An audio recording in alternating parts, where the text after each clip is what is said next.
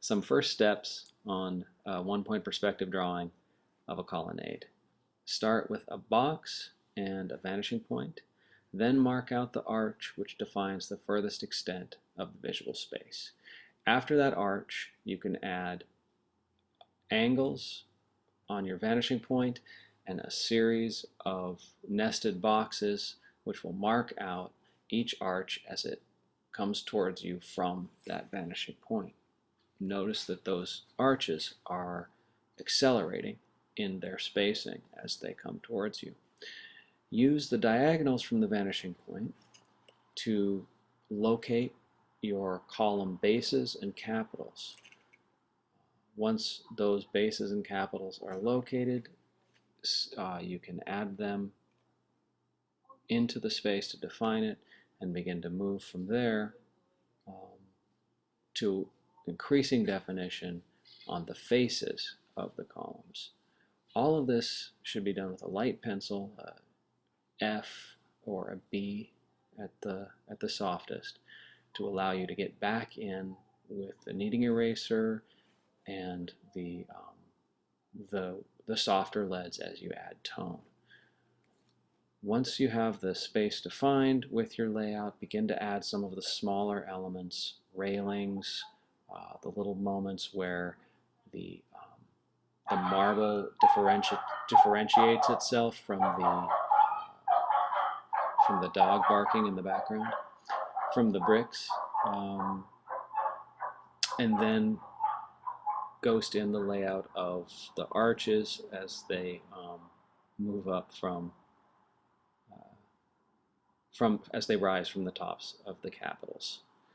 At this point, your layout is just about done, and you should be about 20 minutes into your drawing.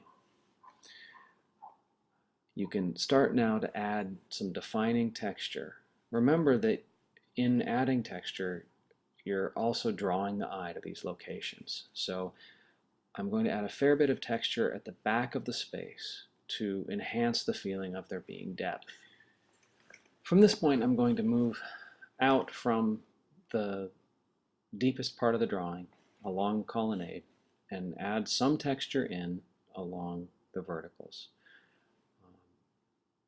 Note that the texture here is going to be fairly minimal, just some lines of tone, not a lot of bricks. The reason I do that is because I want the eye to accelerate out of the drawing and come towards my viewpoint. Now it's time to establish your darkest darks and lightest lights. I'm going to start at the back where we have some dark evergreens to anchor the drawing in the darkest black tones. I switch here to 2B or 3B pencil to get those dark blacks in there, and then I'm going to come along and add some tone to the inside of my arches and the gaps between the verticals. Once that's done and I heighten the contrast in the dark areas, I'm going to work in some finer detail. Remember that it's the detail that may have brought you to the place to begin with. It may be something about the articulation of railings or columns or arches that made it seem worth drawing. And this is part of what you want to capture in sitting down to draw. To finish the drawing, I might add more of a glimpse through the side of the colonnade. I might add more texture in along columns or do some real quiet tonal work along the ceiling or floor. At this point, it's up to you where you go with it. Whether it's a study for a larger, more ambitious drawing or something that stands by itself, really depends on what you learned the first time around and whether you think it's a subject worthy of further pursuit. In any case, find what you came to it for and try to get that on paper.